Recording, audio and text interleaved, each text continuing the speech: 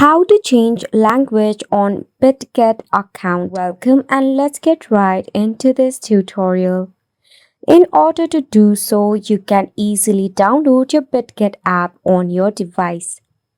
Once you are in here, make sure to log in into your Bitget account. Now, at the bottom, tap on the Discover option. From here, under Settings at the very top, you will see the option of Language. As you can see, currently it is set as English as default. Now once you select on Language, you will find a list of options of languages that you can select from.